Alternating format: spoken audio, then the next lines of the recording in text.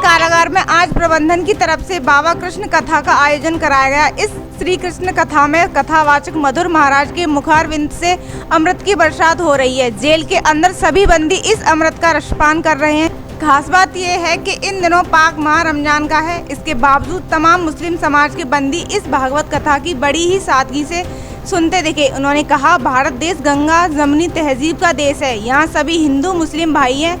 यही वजह है कि वो भी इस कथा का आनंद ले रहे हैं। खास बात यह है कि इस कथा के लिए जेल प्रबंधन की तरफ से केंद्रीय कारागार में सभी इंतजाम कराए गए हैं।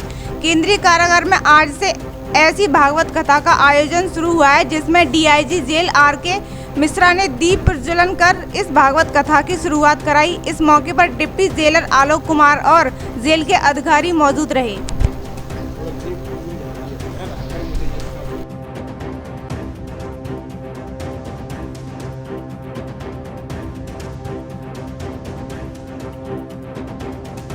को एक में मिला दिया। परमात्मा भी यही चाहता है, ब्रह्म भी यही चाहता है, जिसने हम सबको बनाया वो यही चाहता है कि हम लोग मिलजुल कर रहें। इसीलिए शायद इस बार ये जो कथा हो रही है इस कारागार में, रमजान, नवरात्र, हिंदू और मुसलमान मिल गए हैं, एक हो गए हैं। हम एक देश के नागरिक हैं, एक राष्ट्र के नागरिक हैं। इसका भाव हमारे बंदी भी दे रहे हैं और उसी भाव को जागृत करने के लिए कि हम सब एक राष्ट्र के नागरिक हैं।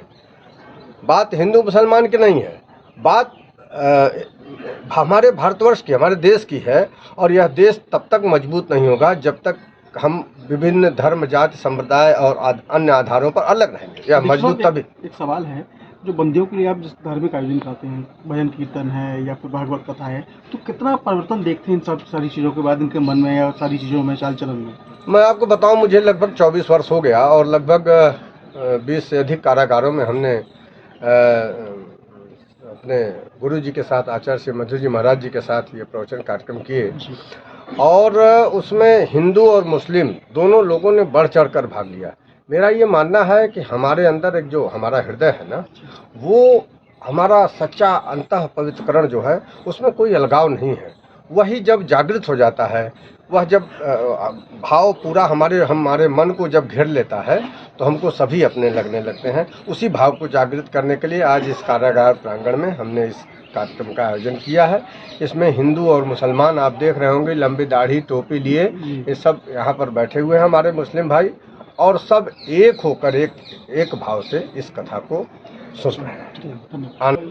नहीं, इस तस्वीर में अंतर तो कुछ है ही नहीं, और ये दृश्य मैं पहली बार नहीं देख सकता।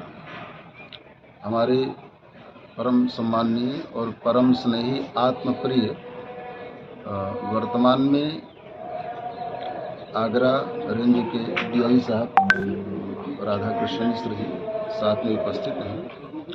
इनकी सानिध्यता में यूपी के लगभग मैं 25-30 जेलों में कार्यक्रम कर चुका हूँ।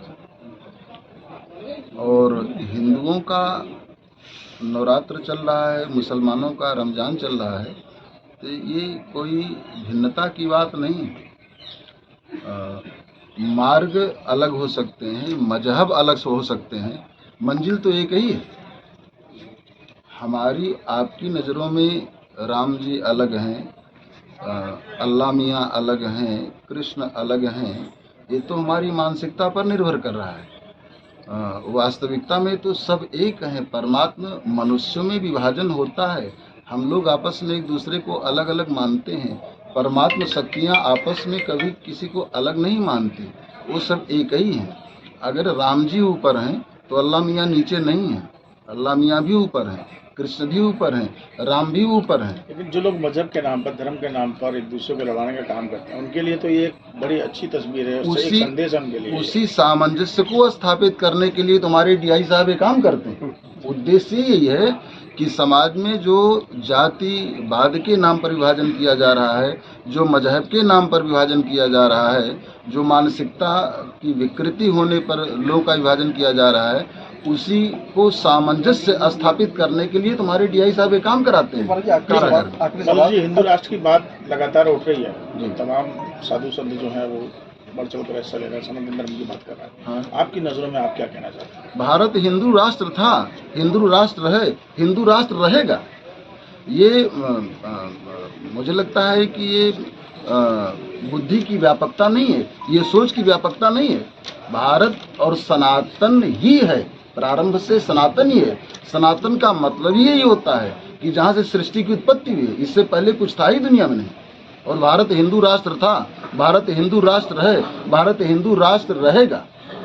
अगर अग्नि को हम आप अग्नि न स्वीकार करें तो वो अग्नि तत्व को परित्याग कर देगी। अगर हिंदू भगवान को न माने तो भगवान नहीं है, मुसलमान अल्लाह मियाँ को न माने तो मुसलमान नहीं है।